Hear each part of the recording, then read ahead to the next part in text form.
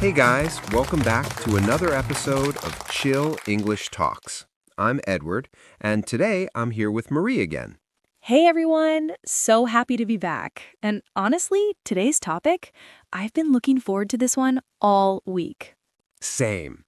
So today we're talking about happiness, and not in a cheesy motivational poster kind of way. Right, none of that just smile and be grateful stuff. Exactly. We're talking about the real truth about happiness, what it actually is, where it comes from, and why so many of us are looking for it in the wrong places.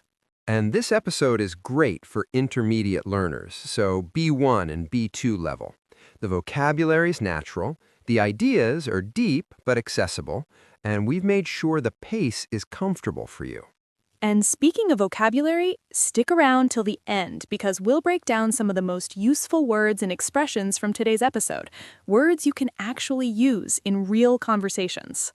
Oh, and we also have a free PDF for today's episode. It includes a full vocabulary list, comprehension questions, and a reflection exercise. The link is in the description. Go grab it. Okay, so let's get into it. The truth about happiness. Edward, where do we even start with this one? I think we start with the myth, because most of us grew up with this idea that happiness is something you reach, like a destination. You get the job, you get the relationship, you get the house, and then you're happy. The I'll be happy when trap. Exactly. I'll be happy when I finish school. I'll be happy when I get promoted. I'll be happy when I move to a bigger city. And then you get those things and you think, wait, why don't I feel different? I fell into that so hard in my mid-20s. I had everything I thought I wanted, and I remember sitting in my apartment one night thinking, this is it? This is what I was working towards? And that feeling has a name, by the way. It's called the arrival fallacy. It's this illusion that once we reach a certain goal, we'll finally feel fulfilled. But the happiness from achieving something fades really quickly. Faster than we expect. Way faster. And then we just set a new goal and start chasing again. It's like a treadmill. You're running, but you're not actually going anywhere. So, if happiness isn't at the finish line, where is it? That's the big question. And I think the honest answer is that it's not one place. It's not one thing. Happiness is actually a lot more complicated and a lot more personal than we're taught. I read something once that really changed how I think about this. The idea that there are actually two different kinds of happiness. There's the happiness you feel in a moment, like laughing with friends or eating something delicious. And then there's a deeper kind, a sense that your life has meaning and direction. Right, like the difference between feeling good and feeling that your life is good. Exactly. And the tricky part is that those two don't always show up together. You can have a lot of fun and still feel empty, or you can go through something really hard and still feel like your life has purpose. Which is why I think a lot of people feel confused. They're having fun, they're busy, they're surrounded by people, but something still feels off, and they don't know why. Because they have one kind of happiness, but not the other. Exactly. And I think social media makes this so much worse because everything on social media is designed to show the first kind of happiness, the moments, the highlights, the smiles. The brunches, the vacations, the perfect lighting. And we compare our insides to everyone else's outsides. We see their highlight reel and compare it to our behind the scenes, and we end up feeling like we're failing at happiness. That comparison thing is so destructive. And the crazy part is the people posting those highlights are often feeling the same emptiness on the inside. It's almost like we're all performing happiness for each other instead of actually experiencing it. Okay, so let's talk about what actually works, because this can't just be doom and gloom. What does the research say? What do people who feel genuinely happy have in common? So one of the biggest things, and this shows up in study after study, is connection. Real, meaningful connection with other people. Not followers, not likes. Actual relationships where you feel seen and understood. And not even a lot of relationships. Quality over quantity, right? Completely. People with one or two deep friendships often report being happier than people with huge social circles but no real depth. It's about whether someone really knows you. I think about my grandmother when you say that. She had a very small world, a few close friends, her garden, her routines, and she was one of the most content people I've ever known. She wasn't chasing anything. That word, content, that's such an important word. Being content doesn't mean you have no ambition or no goals. It means you're okay right now in this moment, even while you're still growing. It's like you can hold both things at once. I want to grow, and I'm okay where I am. Those don't have to fight each other. Right, and I think that's what separates people who feel happy from people who are constantly anxious. The anxious person can only feel okay once everything is in place. The happy person finds a way to be okay even when things are messy. Which takes practice. It's not something you just decide one day and suddenly you're at peace. It's more like a muscle. A really good way to put it. And just like a muscle, you have to train it. And one of the ways you train it is by paying attention to what's already good. Not in a forced, toxic positivity way, but genuinely noticing the small things. The small things are so underrated. I started doing this thing in the morning where before I look at my phone, I just think of one thing I'm genuinely looking forward to that day, even if it's just a good cup of coffee. That's actually a really powerful habit because our brains are wired to look for problems. It's a survival thing.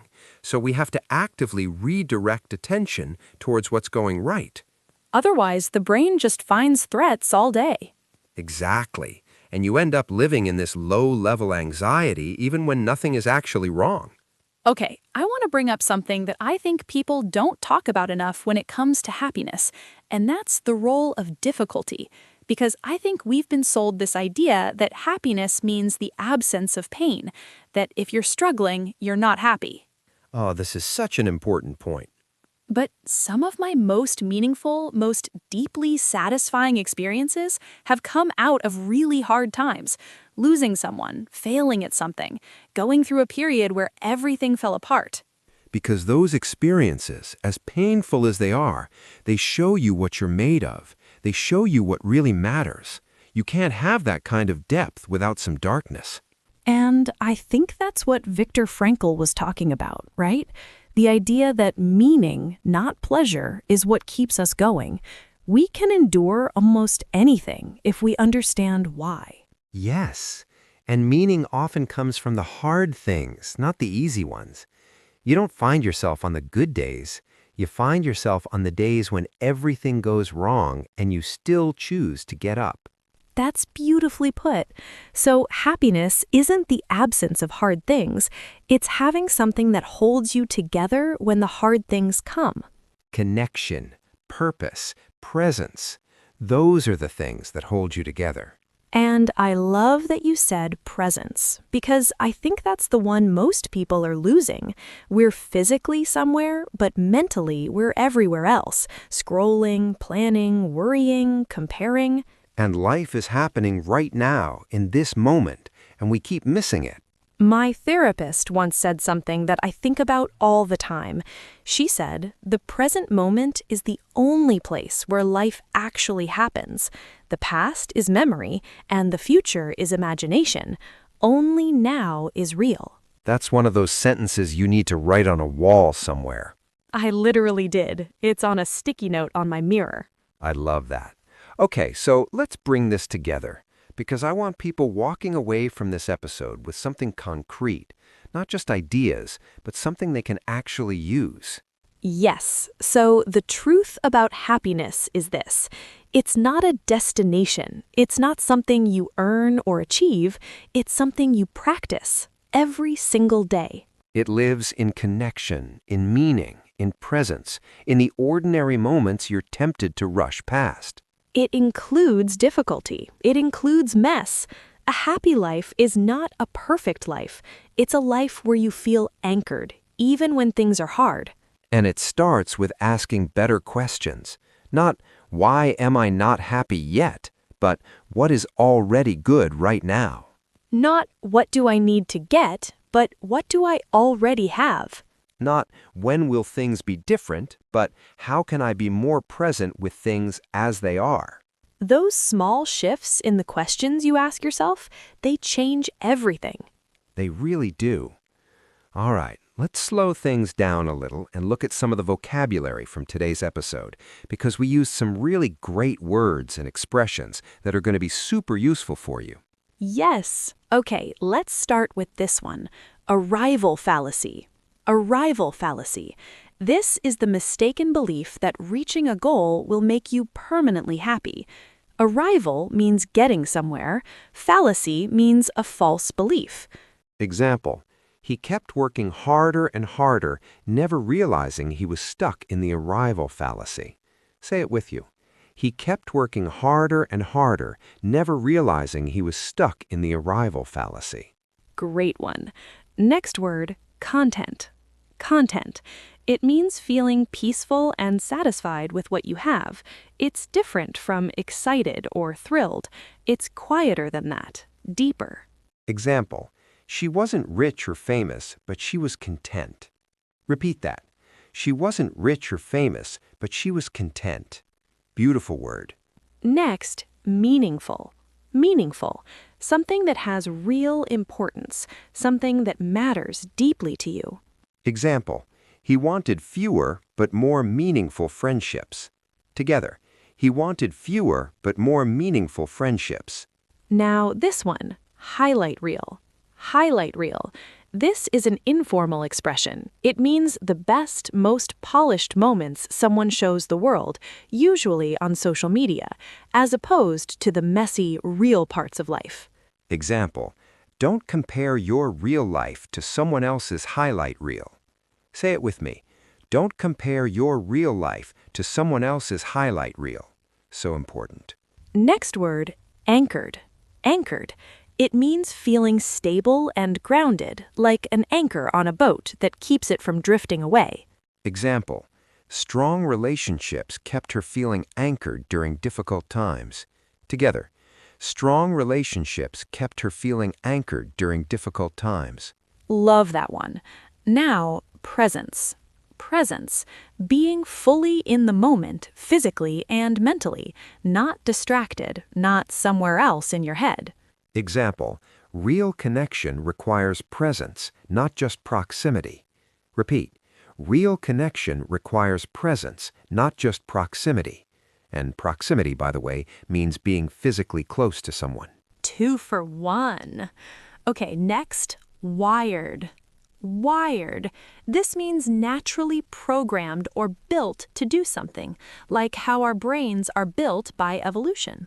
Example, our brains are wired to focus on threats, so we have to train ourselves to notice the good. Let's say it. Our brains are wired to focus on threats, so we have to train ourselves to notice the good. And finally, this expression, what you're made of. What you're made of. It means your true character, your inner strength. What kind of person you really are when things get hard. Example, you don't know what you're made of until life gets difficult. Together, you don't know what you're made of until life gets difficult. That one hits. It really does. Okay, that's our vocabulary breakdown for today. 8 words and expressions that will genuinely help you talk about life, emotions, and happiness in English. And we want to hear from you. What is one thing from today's episode that stayed with you? Drop it in the comments. We read everything. Also, if you enjoyed today's format, the conversation style, the reflection, the vocabulary breakdown, let us know. Your feedback shapes what we do next. Because this podcast exists for you. We mean that. All right, that's it for today. Thank you so much for spending your time with us. And remember, happiness isn't waiting for you somewhere down the road. It's here. In this moment, in the fact that you showed up today to learn something and think a little deeper. That already says something about who you are. Take care of yourselves, keep learning, and we'll see you in the next episode of Chill English Talks. See you then.